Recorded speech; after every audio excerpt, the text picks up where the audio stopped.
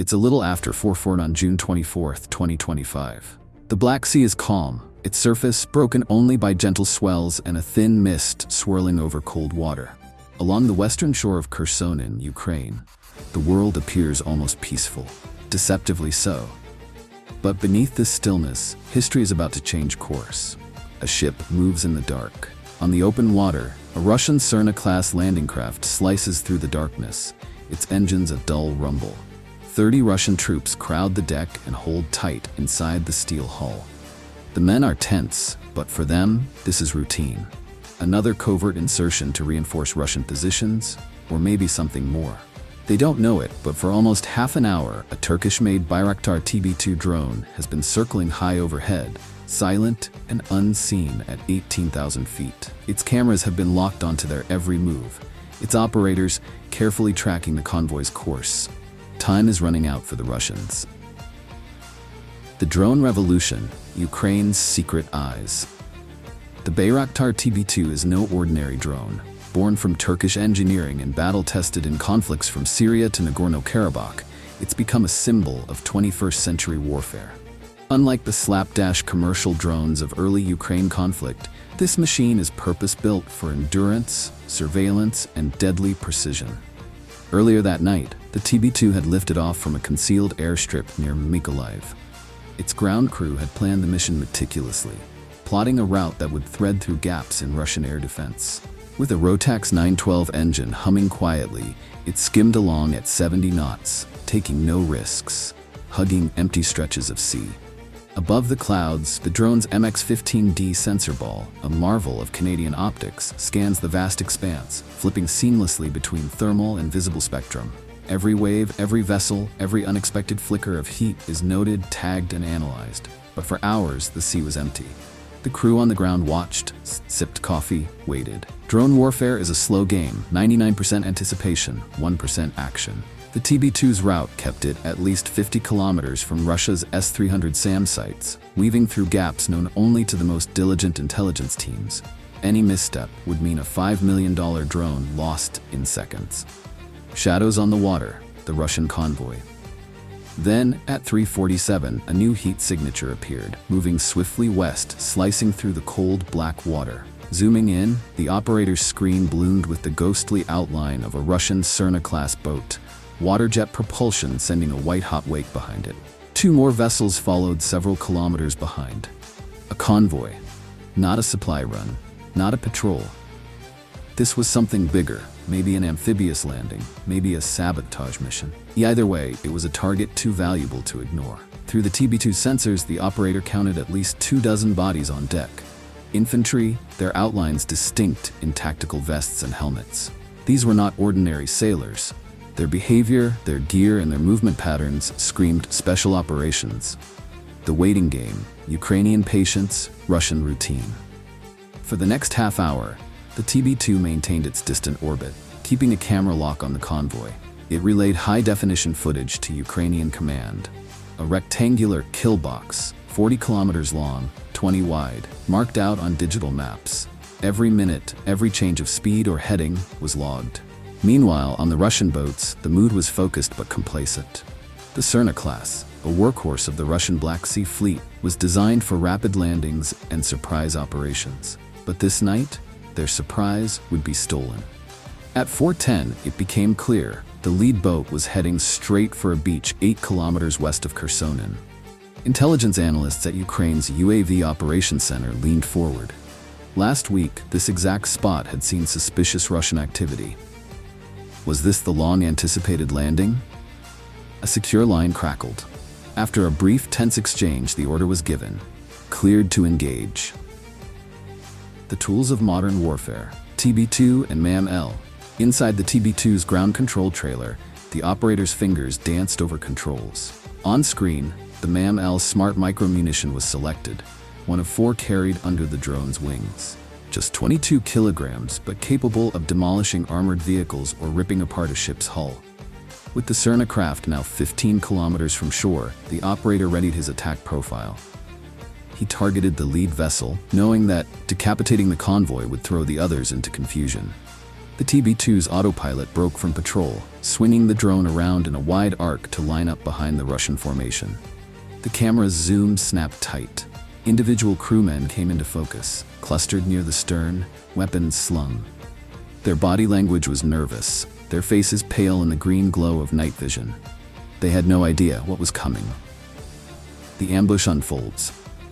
Tension at 18,000 feet. It was almost time. The missile required a clean shot along the target's line of travel. Less course correction meant higher kill probability. The operator waited, watching the distance counter crawl down. 12 kilometers, 11, then 10.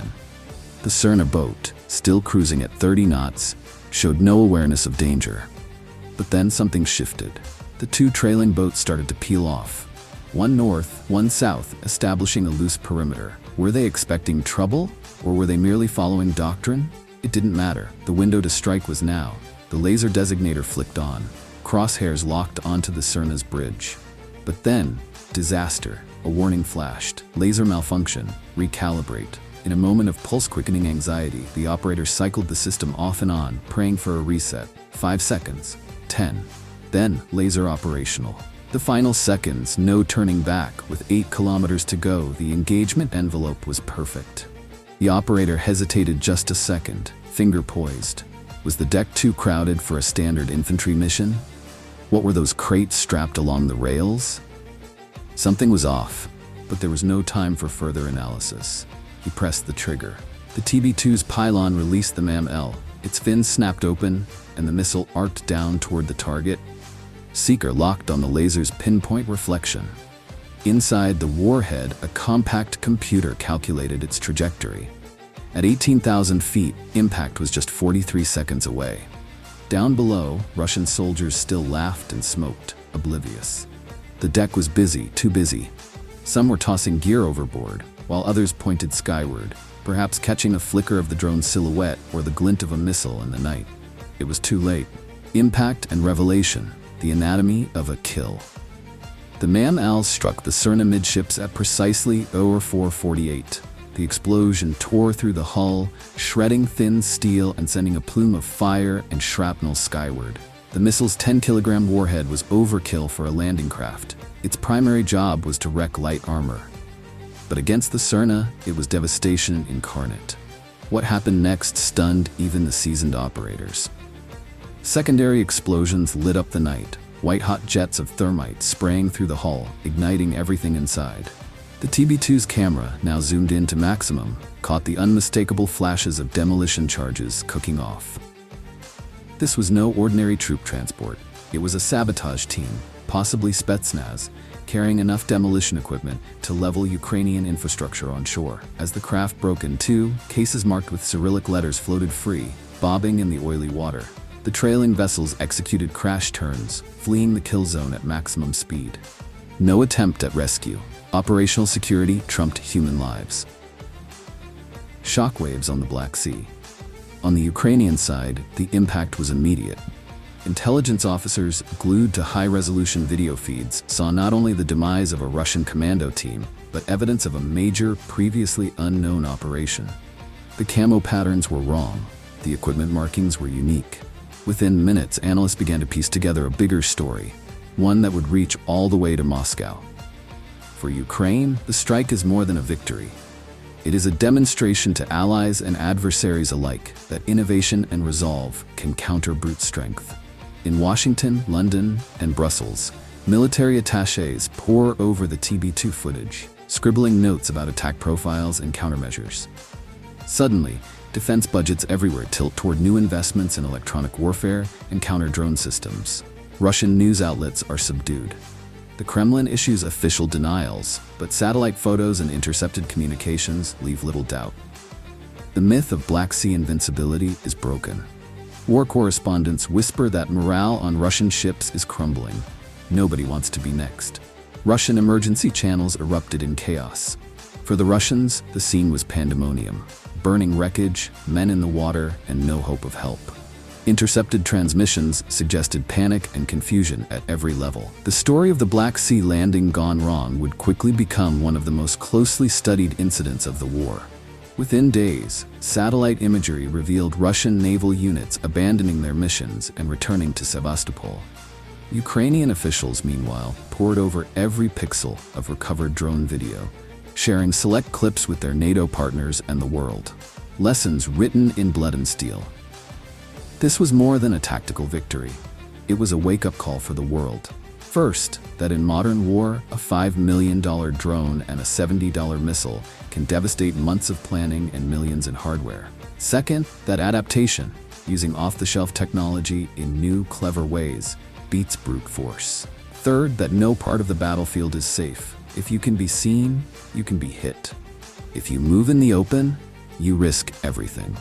And finally, that the psychology of war has changed. Russian crews learned that their best equipment could be defeated by a few engineers working in a dark trailer hundreds of kilometers away. For Ukrainian forces, it was proof that with patience, creativity, and relentless training, even a seemingly untouchable enemy can be humbled. The world responds, ripples beyond Ukraine. News of the strike spread rapidly. Satellite images and drone footage filled news feeds from Washington to Beijing. Military analysts in NATO and beyond re-examined their own doctrines for amphibious operations and drone defense. Suddenly, no beach, no harbor, no convoy was safe from attack.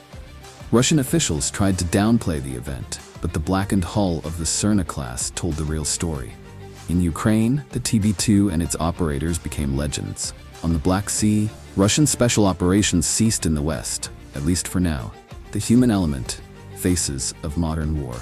For the Russian soldiers, the night turned from boredom to disaster in seconds. Some, caught in the explosion, never even saw their attacker. Others, lucky or unlucky, drifted in the wreckage, pondering the new rules of war. For the Ukrainian drone operators, there was no jubilation, just quiet satisfaction and immediate preparation for the next mission.